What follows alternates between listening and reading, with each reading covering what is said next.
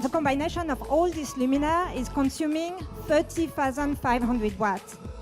Just to give you a bit of reference, 30,500 watts, it's the equivalent of a football stadium during an event. But the difference between a football stadium and this building, it's like this building will be lit from Monday to Sunday, all night long. So it's a massive use of energy. Lighting pollution is excessive, misdirected, and obtrusive artificial light. In this building, I have spotted 5 different categories of lighting pollution effect. As you can see, the combination of these 5 categories are directly linked with like a list of issues which is impacting our health, well-being, safety in a different way. Lighting pollution, it's not a tomorrow concern anymore.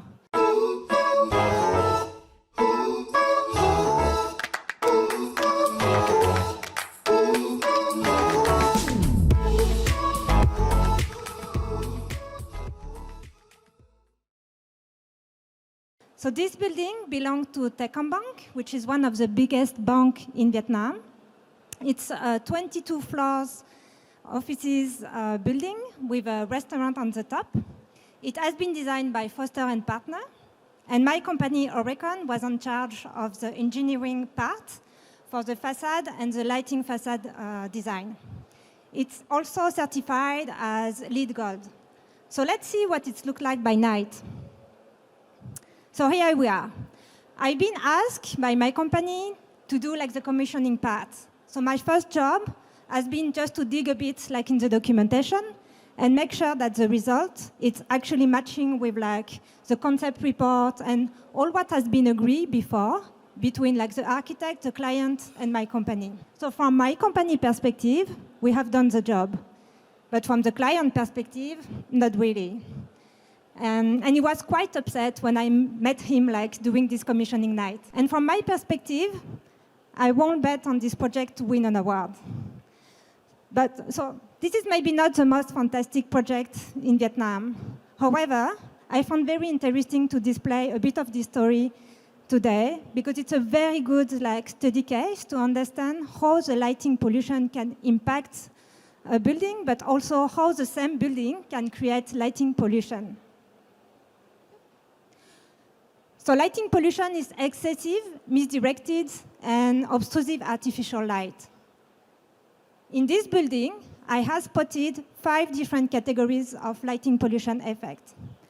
As you can see, the combination of these 5 categories are directly linked with like a list of issues which is impacting our health, well-being, safety in a different way. It's like a very like diverse like issues between like physical injury to mental disorder to like environmental like disruption.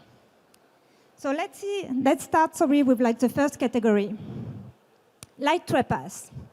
So when I first approached this building, I've just seen like half of one of the elevation is purple. And I just wonder in my mind, do we have RGB luminaire? We don't.